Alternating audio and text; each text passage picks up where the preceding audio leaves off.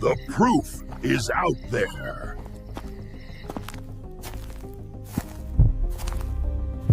Seek the proof.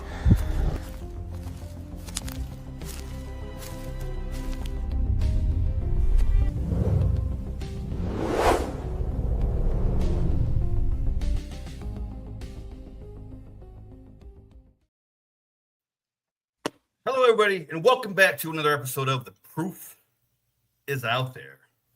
Welcome, everybody. Glad to have you. Thanks for joining us. So, I know Cal's been making the rounds here on the Moonshine Circuit through a few different podcasts. So, what we want to go ahead and do is bring Cal on to The Proof is Out There to go ahead and, first of all, to see what he does and what he came up with. Cal from Soluble Oak. How you doing? Good. Thanks for inviting me on, you guys. It's total pleasure to talk about what we've been doing for the past 4 years of research and development. It's been a long journey, and it's finally great to be here to be able to talk with folks like you guys. And no, ask me any question, just open book. But I can't claim credit for developing the product. I can claim credit for getting a group of really cool scientists and funding the project. So we had 4 years of really tough R&D, cracking the code. I know Wayne was highly skeptical, and I haven't heard his take on Soluble Oak yet, but in general, everyone is highly skeptical of an oak substitute, but this really isn't an oak substitute. We call it oak plus nothing. And we have completely authentic process that's been developed that we think is authentic. And I think, as you guys can probably attest, like when you're trying it, that you don't taste anything weird, and stuff that's on the market is. That wasn't our goal, is to be the best on the market. Our goal was, because everything on the market that we thought was kind of, don't mean to be crass, but we thought was kind of crappy. And we didn't want to be number one. We wanted to be a close facsimile to the real thing, or better in some respects. So that was our goal from the get-go. And yeah, I'm here. What direction do you guys want to go?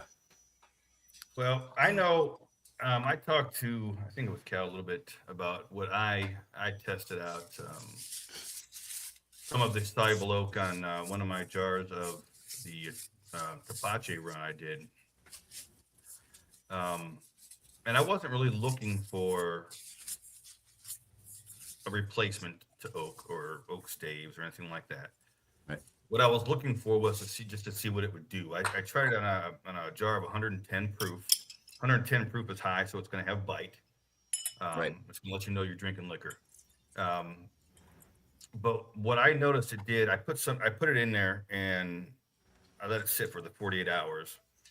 And when I tried it, I was very surprised on how much it took that bite away. Yeah. I didn't get the overarching, oh, this has been oaked taste, but I did get the no bite. It was smoother. It was easier to drink at 110 proof. So, what about you, Wayne?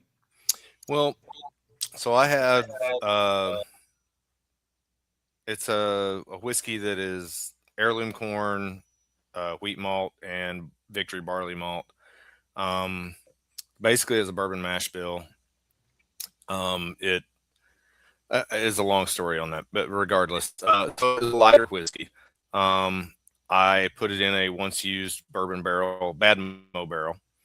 I should have made my cuts a little wider. I cut it a little cleaner, more like you would a white spirit or something you wanted to drink right away.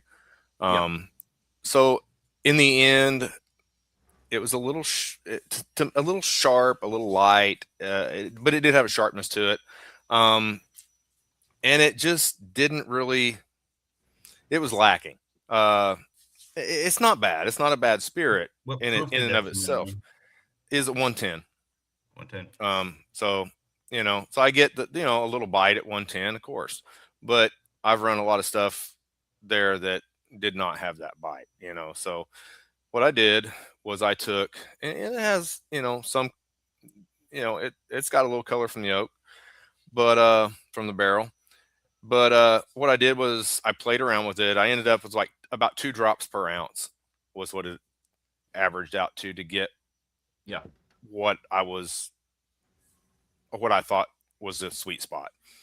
And so I did a 8 ounce little swing top bottle of it. And I can say that it definitely, the sharpness, I let it rest for a good 24 hours too. So we're here now, and it did bring forward a little bit more of the vanilla and the just the oak notes from the barrel, those barrel notes. It brought that forward. It didn't change the whiskey as far as it still smells like the same whiskey, but it's different. And so what I tasted last night, and I'm going to taste it now, but it was definitely a little softer on the palate, more approachable. Yeah. And it really did help round out the barrel, the flavors and notes from the barrel. So like I said, I've been doing this for a long time, and I've tried every kind of quick aging, whatever technique you can think of, and so I'm always skeptical about these kind of things. But I can say that I'm no longer skeptical about Soluble Oak. I'm intrigued, and I want to play with it more. I also did a homemade wine my wife and I made, and it's just a country wine. It's a fruit wine. It is a little bit mildly carbonated. And I was just curious because it was really tart. It was a tart wine. And but it's still tart, but it did make even my wife notice a difference in it last night when she tasted it. She was completely impressed with the difference and I did less on this than I did on the spirit. Yeah. But yeah, it really changed it. We so did you just get the American oak? Did you get the French and the American, or No, I got the American dark oak. Okay. When like companies contact us and they talk about they want to take out the bite, it's like we know we got them, because that's super easy for Soluble Oak. The stuff that's taking out the bite is the tannins, the tannic acid that comes out, and tannins are really super soluble, so they come out like super easy. But that's the first thing you notice. Like Wayne, whatever, if you notice, like you put just a tiny fraction in your bourbon that might have a bite, it takes it off. But it's only later as you start increasing the dose that you start bringing in the warm, the vanillins, the cinnamon chocolate, creme brulee type flavors.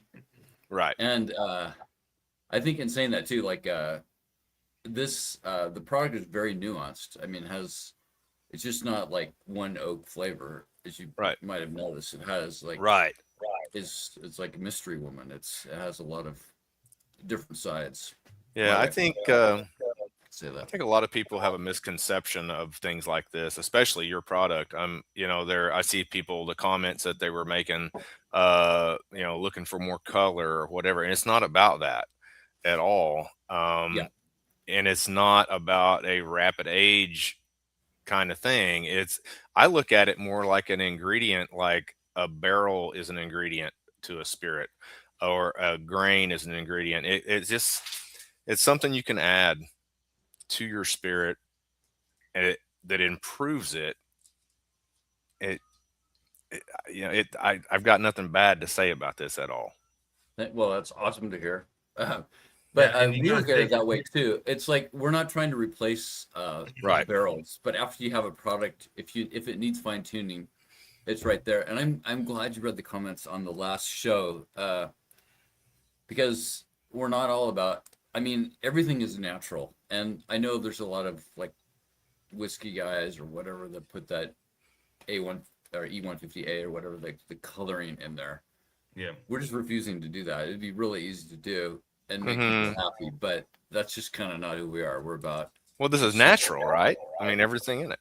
yeah, everything is natural, and so we're strict about adding other crap in there. So for our namesake, we just want to keep it pure. So Yep. anyway, And I mean, coming from Wayne, he's I gotta say, out of anybody that I know that makes like Wayne is like a strict, all grain.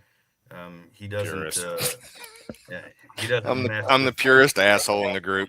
Yeah, I didn't want to say that, Wayne, but okay, since you said it, It's yes. all right. okay. And so to hear something like that coming from him, to me that means quite a bit. And I'm curious. I know somebody had asked, is there a more concentrated version of that soluble oak, or is it just you just have the one? It's pretty damn concentrated. Yeah, I Yeah. know. I mean, it is.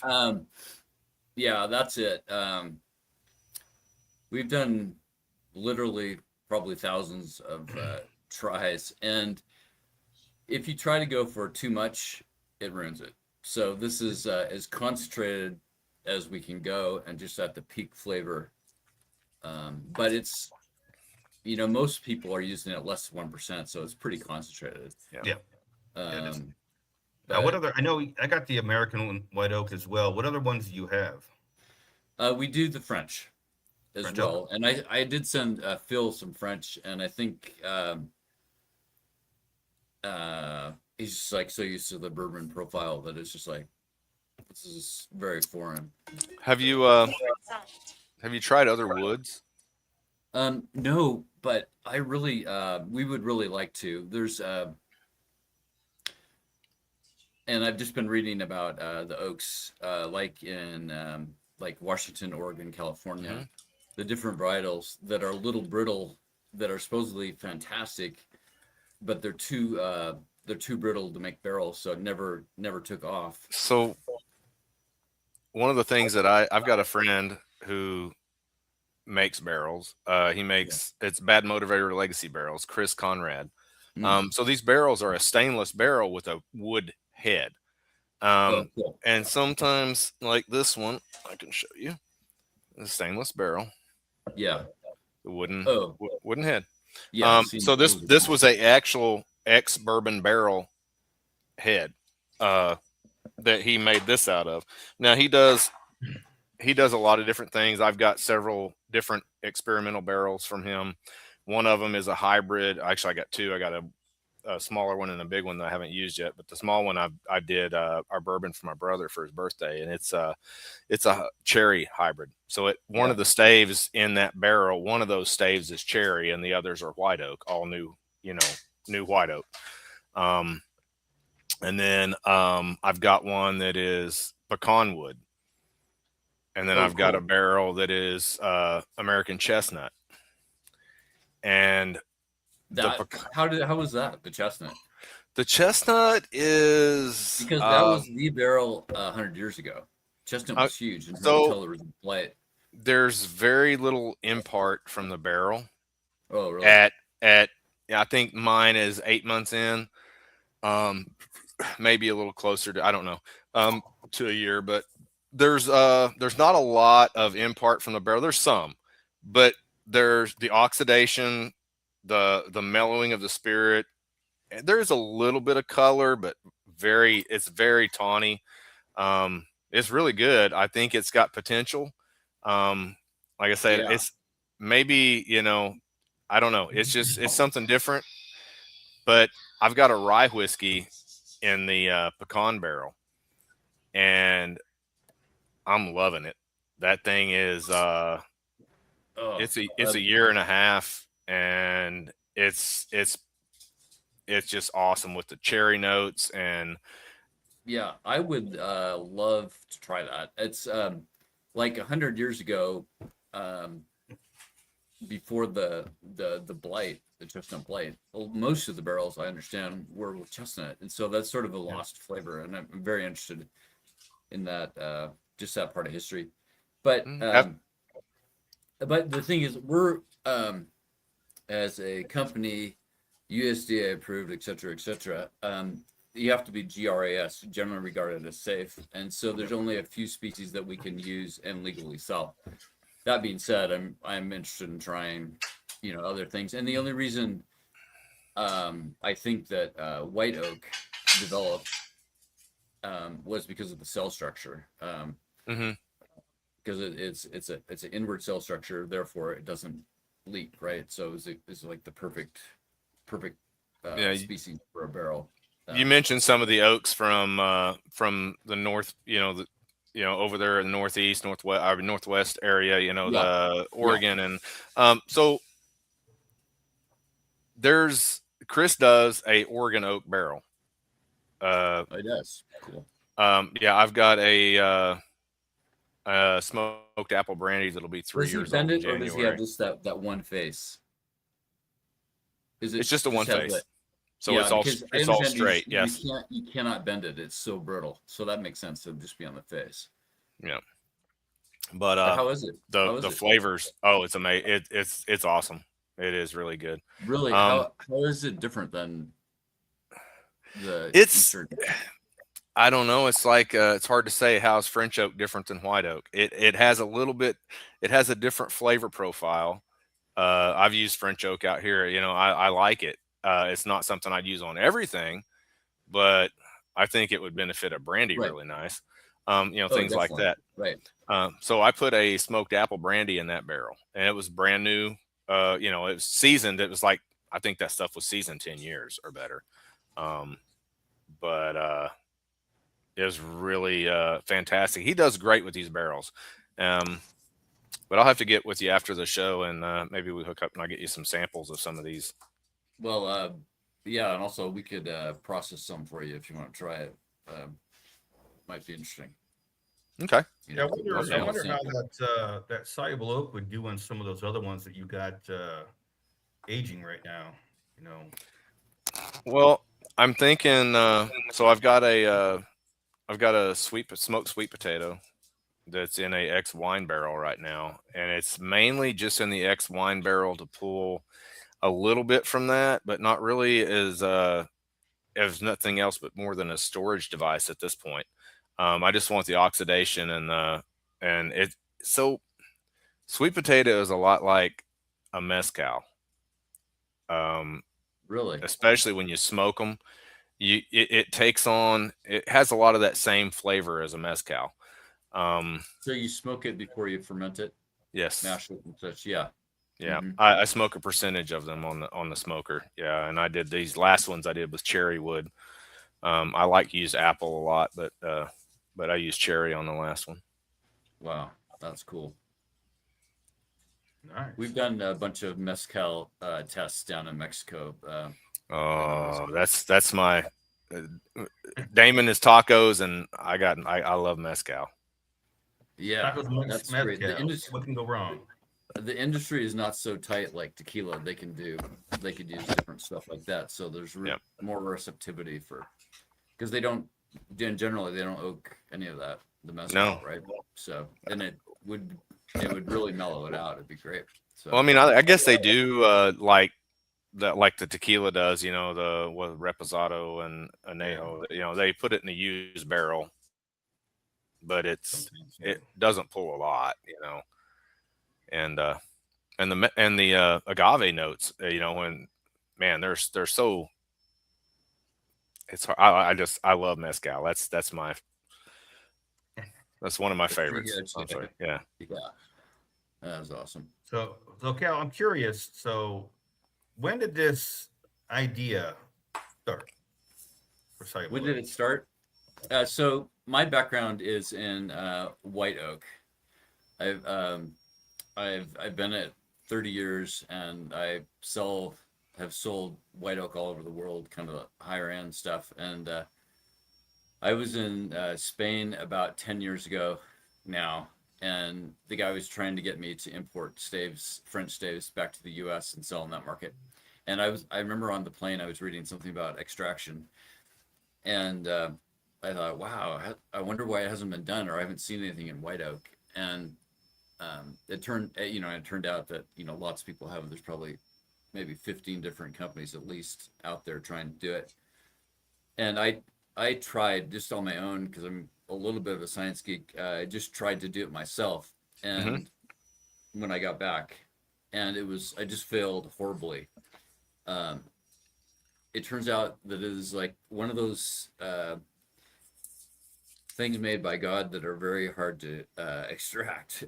There's like 200 plus compounds in white oak, and a lot of Wow. those compounds are competing, meaning some can go out with cold things, some with hot, and it's I mean, you've tried the substitutes. It's really hard to have anything that's authentic. And so I happen to have a really good friend, a scientist that is a medicinal chemist and had done a lot of work in the marijuana industry. And so he Right. had some really great background to start with for extraction. And we started, and still like probably 2.5, 3 years of failure in terms of until we started to really tweak natural science properties, trying to extract under on different modalities, and finally came up with something just really right brain. I had another biologist guy working with us too,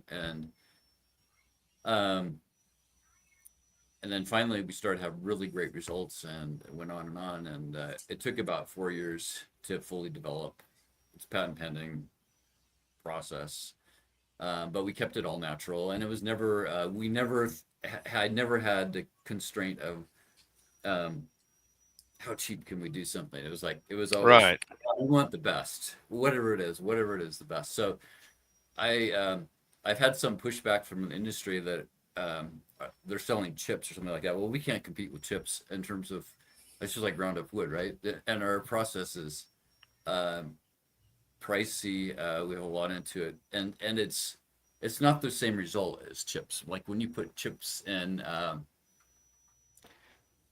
you don't extract the very best of oak, right? It's No. messy.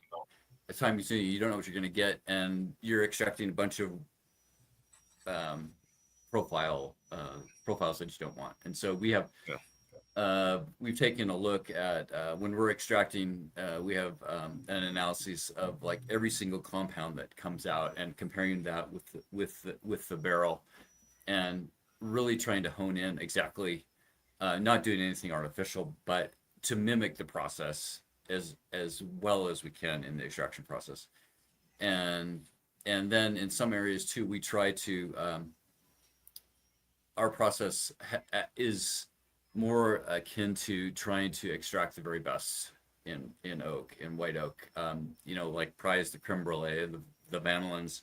We put that as top priority. And you guys know, like you were talking about increasing the ABV or whatever in the Right. barrels. These barrels are super spendy, and so I think the tendency with some folks out there is, I'm just going to crank it out. I'm going to have like super high ABV. I'm going to max out this barrel, and then all of a sudden, you start tasting it, and you're tasting all these medicinal flavors. It's like, oh, what is that crap? Yeah. So, yeah, I guess that's the long and short of it. But we've, I don't know. Sorry, Tim, that's roundabout, but yeah. Yeah. I mean, I haven't tried it in a white spirit yet. Oh, So that's, I'm planning, Damon and I will next week will be in Ohio and at a farm to bottle festival. And so I'm planning on having uh, mine with me, and we were going to play around with some different stuff and let some other people taste things. Or that's my idea anyway. yeah, that's good. I mean, I should send you some more stuff. When are you taking off? We're leaving out. I'm leaving out Thursday morning early, but No, I've got this is almost full, and I'm gonna. There's plenty there to do what we're gonna do. What is the shelf life on this, by the You way, need some Cal? French. It is. We've had it tested for a year and a half.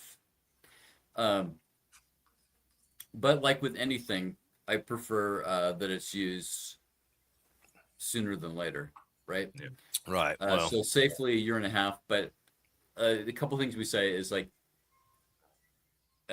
trust us. It smells great. When you get it, don't open it. Wait till you're about ready to use it, and then seal the air, take it out, yeah, and seal it. So it's best. Um, that's what I've done here. yeah, that's and it's awesome. been, I'm keeping it in the fridge just because I don't know that I need to, but I did. Yeah, that's Um, good. Just keep it airtight, out of the sun, etc. So, but it's very stable too once it's in the spirit, of course, when you're right. sitting in 8 proof or whatever. So, Yeah, it'd be interesting to try some of that French oak. Yeah, that would be interesting. all right, I'll send you some. You got to. Gotta try it. It's a very different animal. It's more it's a little more spicy, clove-like, and it has twice the tannins than the American oak, than the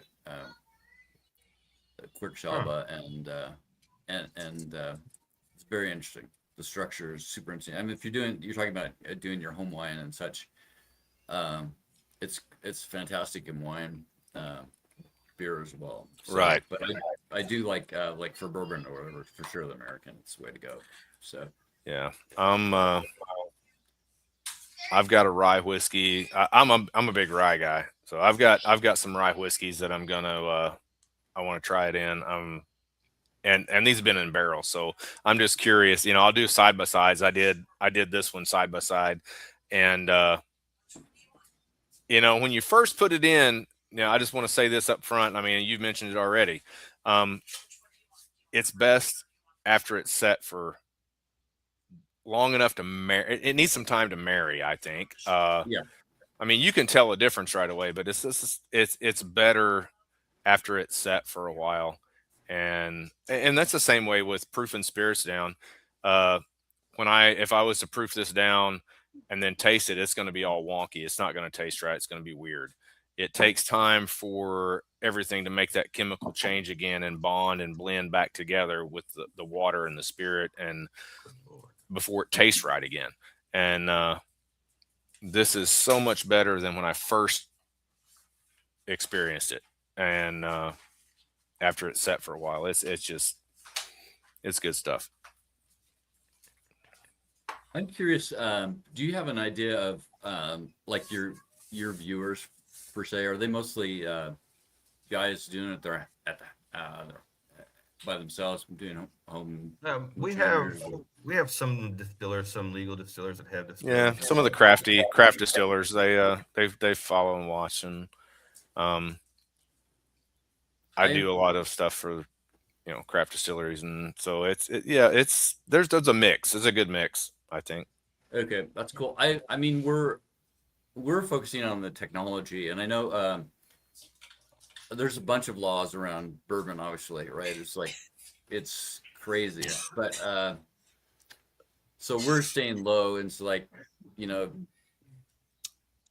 comply with your whatever, but we're just selling oak, and I just don't know, like in general, how the industry will be receptive to it.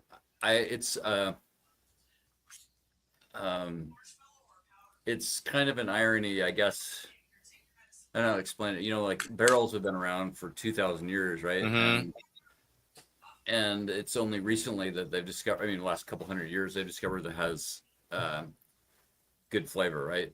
Yeah. And so it transferred from hauling nails or petroleum or pork bellies or whatever to whiskey and beer and stuff. But I'm just I'm a proponent that I don't want to get crucified here, but that the industry reconsiders ways of doing things, because they're married to a super old technology and I took this out too. Like, so this is like a barrel say, right? I don't know if you can see it, but this is probably. Can you see it in the light? I don't know. Yeah. So it's like 5 millimeters of using the barrel, and the rest is all this is waste. Right.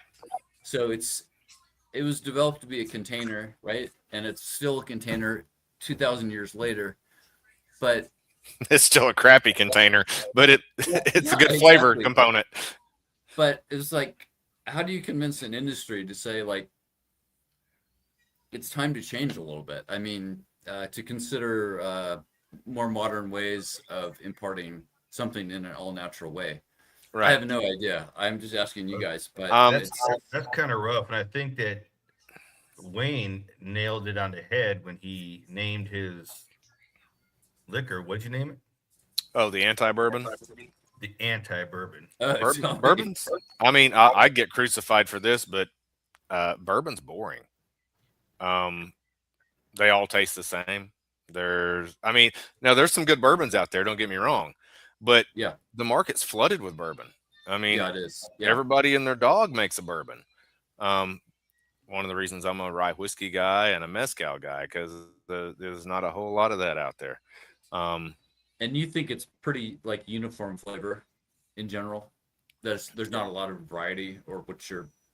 Yeah, as far as bourbon goes, I mean, you can finish it in a different barrel and things like that. But I mean, the mash bill it's not that you can't play around with it. Yeah. But it's got to be 51% corn. Okay. It's easy to do. Exactly. And so it leaves you 49% to play with, but most people keep it all the same. It's 70, 20, 10 or whatever, and it's corn and yellow corn at that, a lot of them, but corn, and there's nothing wrong with yellow corn, don't get me wrong, it's just there's better corn out there. So yellow corn and barley and maybe some rye or maybe some wheat. But there's so much more you can do. There's people, the craft guys have got it figured out, because they go play with these other grains, these specialty grains, and it's still barley, or still rye, or it's like I'm going to do a mash at the festival, and it's my chocolate rye mash, and a percentage of that rye grain bill is chocolate malt. It's just a different flavor component. It's just a different flavor component. That's super fascinating. I wonder if it's sort of akin to like the beer industry. I don't know what it's like in Arkansas. They're just like, screw it, no rules. European beer's boring. We're gonna do. I was a beer brewer before I was a distiller. Oh yeah. So I played with all those different grains and all those different toasted malts to get different flavors. To make a beer that tastes like coffee. I mean, it's there's a lot of ways to do that. That's pretty interesting.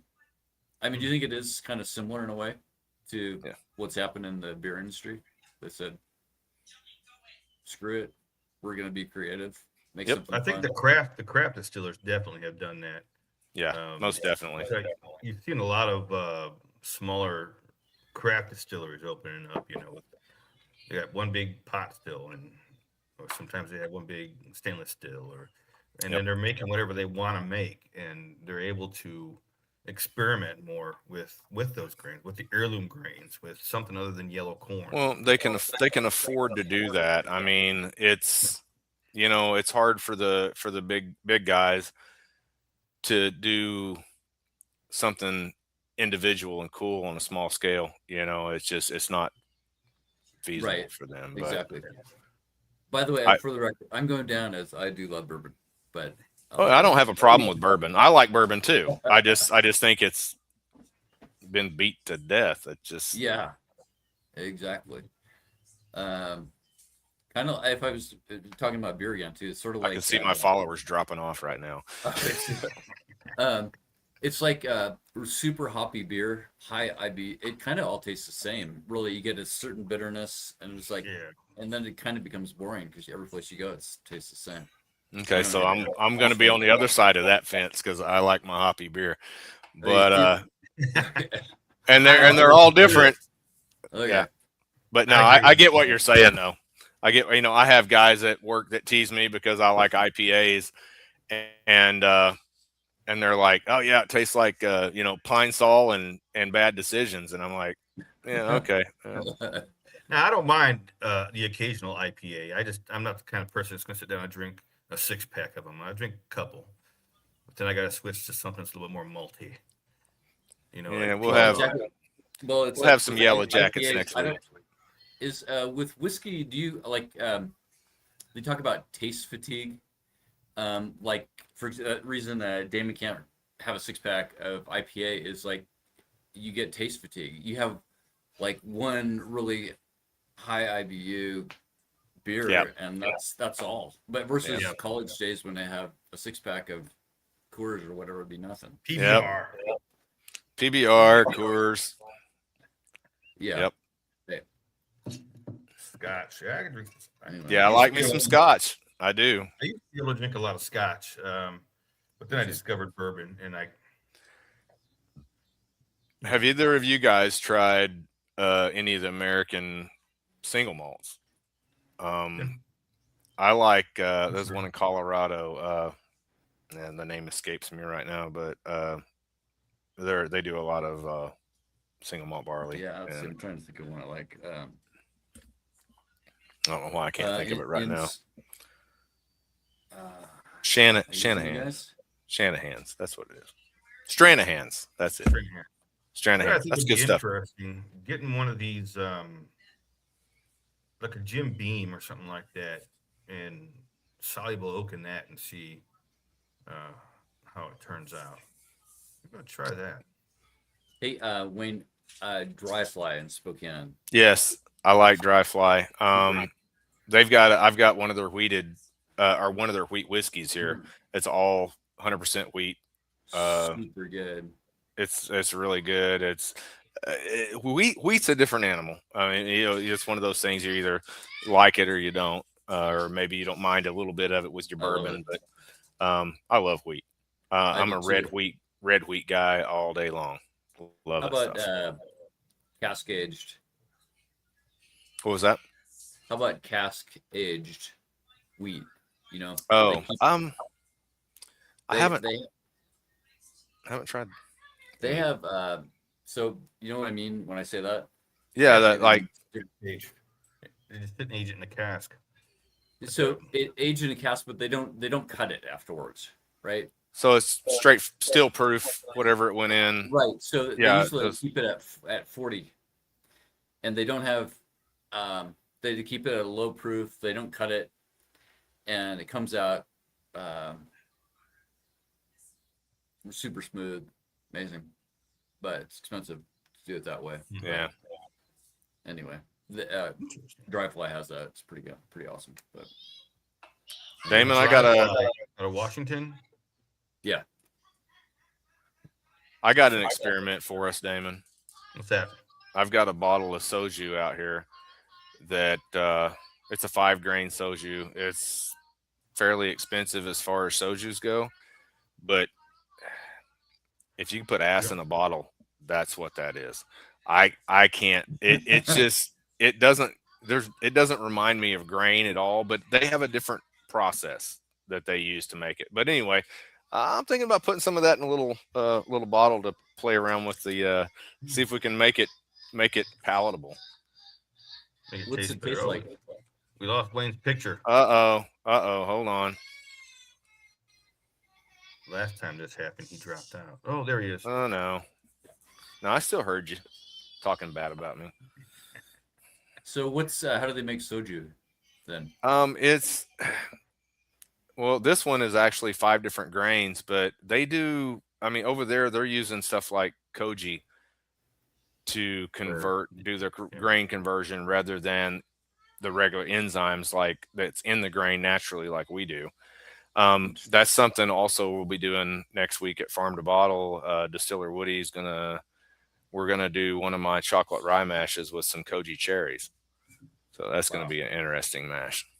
Definitely awesome. That is. But yeah, the Asian culture, they do a lot of different stuff with distillation that we don't do here, and I find it interesting and I study it. I like to, look and see what they're doing, why they're doing it, how they're doing it. But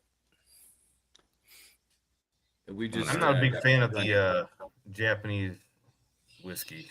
no, I'm not either. But still interesting. We just got contacted by a sake manufacturer. I like Mhm. sake, and sometimes they put oak in it, so they're doing a bunch of experiments with that. So I see a lot of fruit flavored sakes, and oh really? yeah, over here in the liquor stores. Yeah. Yeah. That'd be really interesting to see. And some sake. So Mark Morgan Shadow asks, where did Soluble get its start for the product? Well, again, I mean, as I said, it got started with an idea in Spain that someone, just put it in my brain that idea of extracting it, and so that's Kind of like one of those dares. I bet you can't. And next thing you yeah. know, I thought it would be easy, and I am 64, and I started mid 50s, and it's like, dang, I started putting so much money into the project, and it's like, this better work. And yeah, I started at the wrong time of life to start a company like this, but it's been a super lot of fun. And Sometimes it takes us a little longer in life to get where we can grasp those things that we need to tackle, and my younger self wouldn't do some of the stuff that I'm doing right now. He'd be like, nah, I ain't got time for that, guy. Exactly. But I mean, it's like, I think it's great. I mean, it's like talking with guys like you. It's that have a passionate hobby or work that they totally love. It's an art. It's a really cool community, and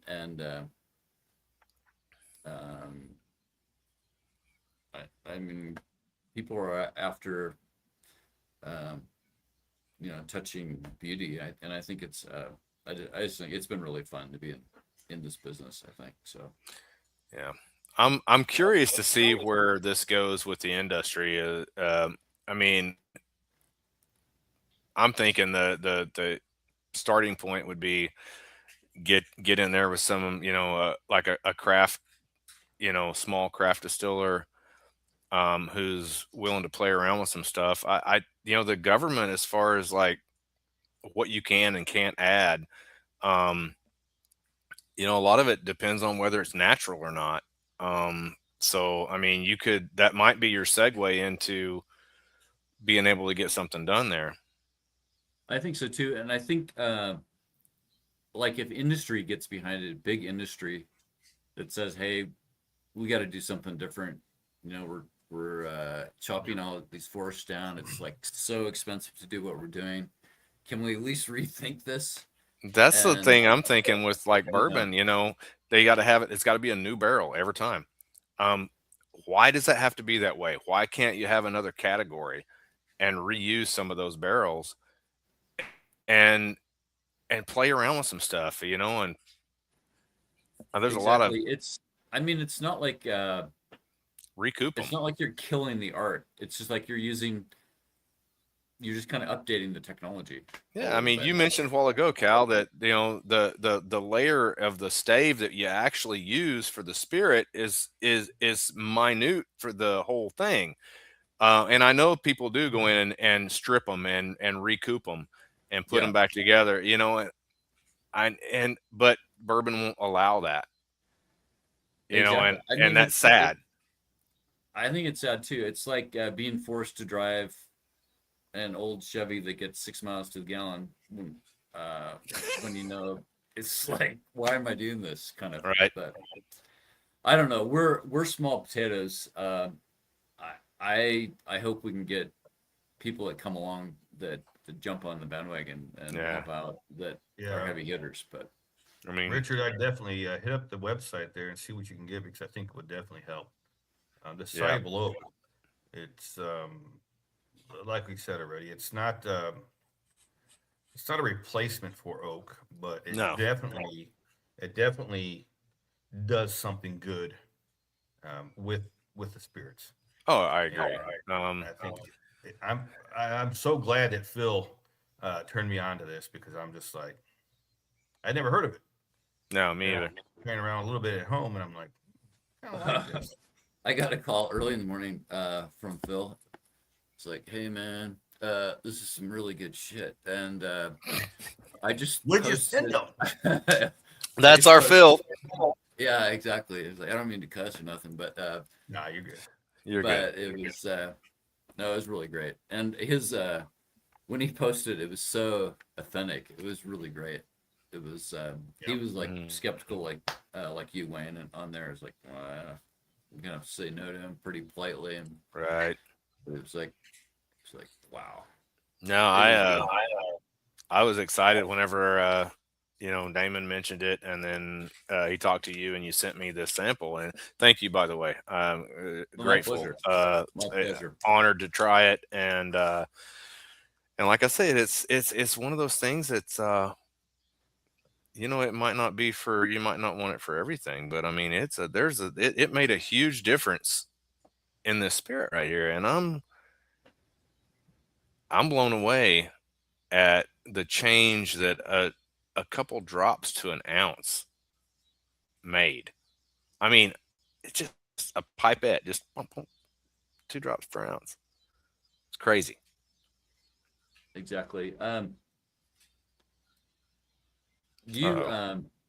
I'm I'm assuming still still there, here. Wayne. Wayne, you are.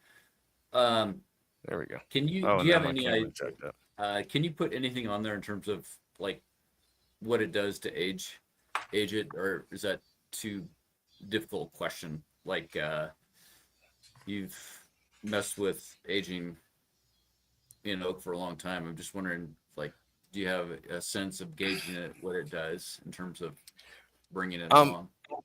well, the thing about I'm sorry, my camera freaked out. It died, and I'm back on my other computer camera, so it's not as good. Okay. But anyway, so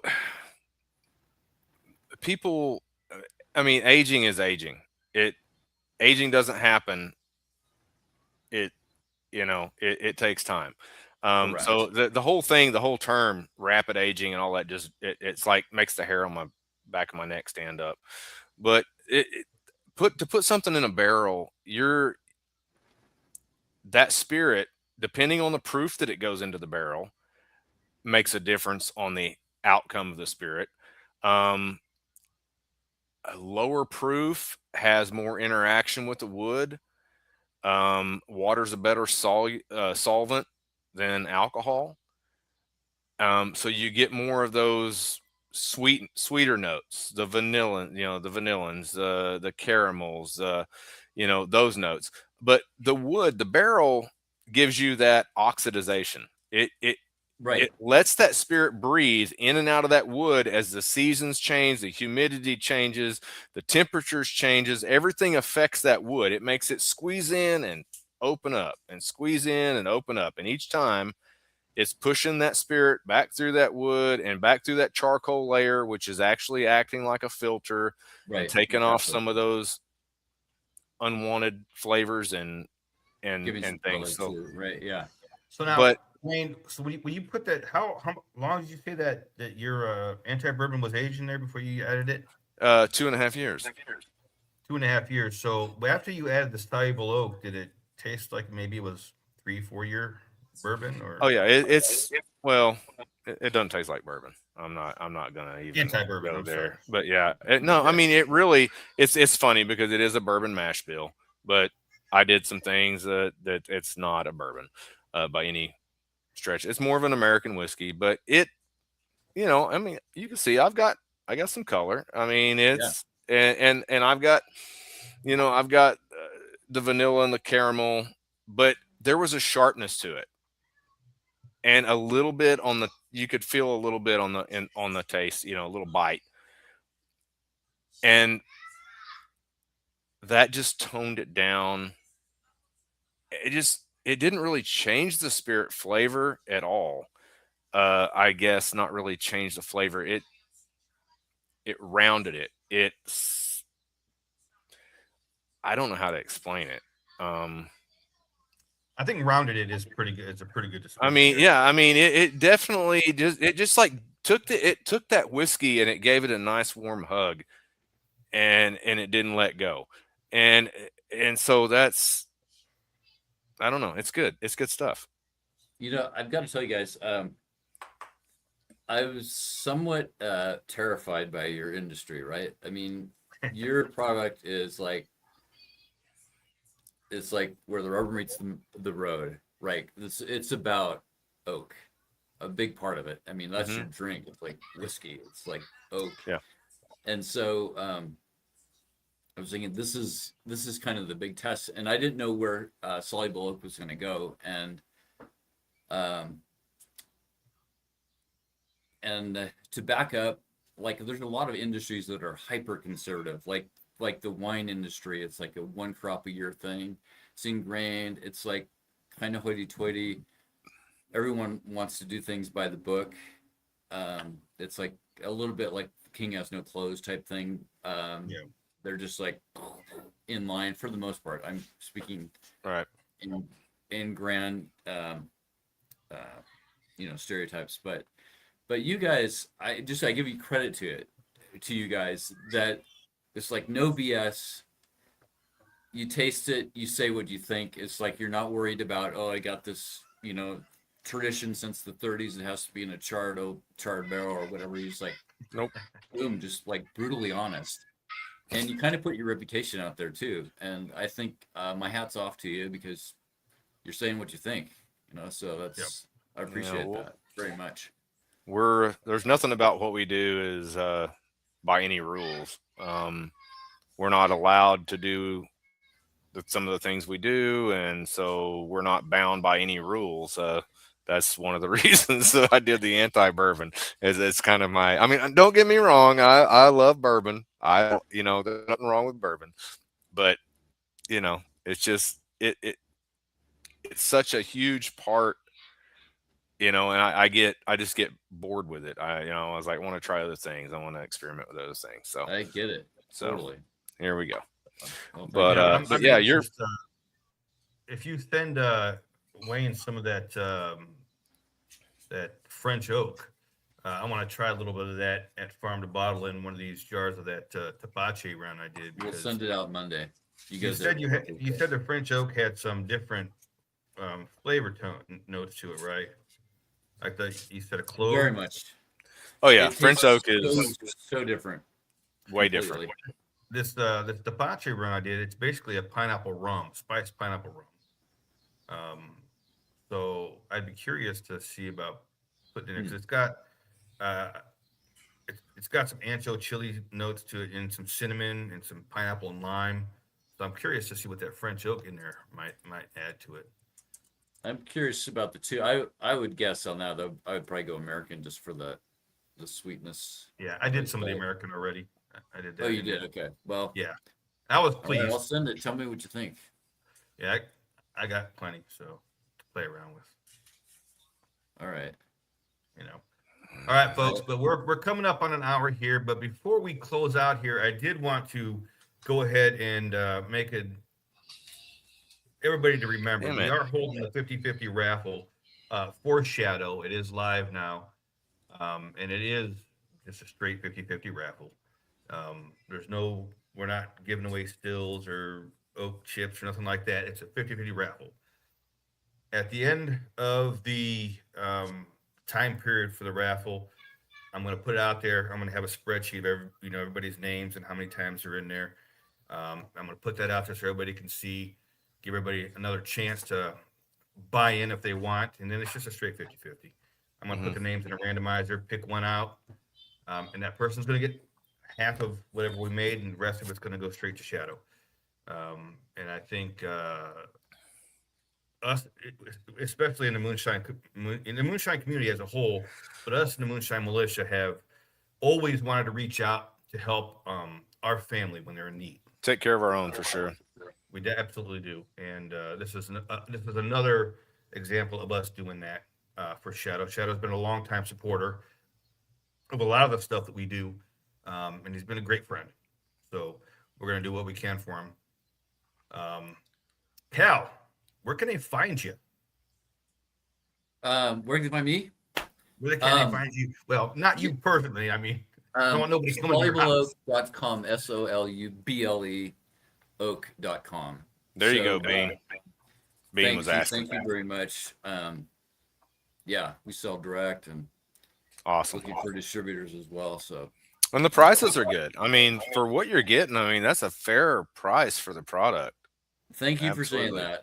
We're trying not to compete against chips, and it was like, and I think people are doing this because they love it, right? They love that hobby, and so right. We're not trying to.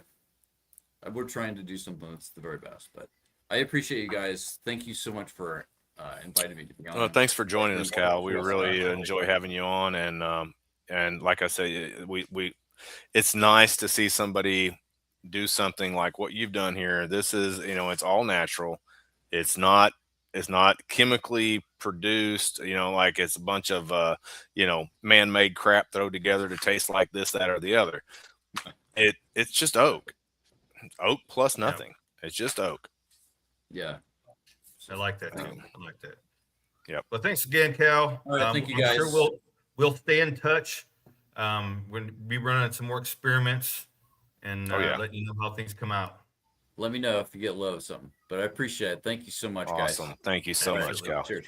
Cheers. Everybody out there, thanks for hanging out with us for the last hour. Peace out, y'all. I think next month we're gonna go back a little bit weird again. So just keep your heads on. Keep your ears on. Y'all take it easy. Thanks again, Cal. Love y'all. Shine on. Ciao. Bye. Refreshing. Oh, wait, are we still rolling? Oh!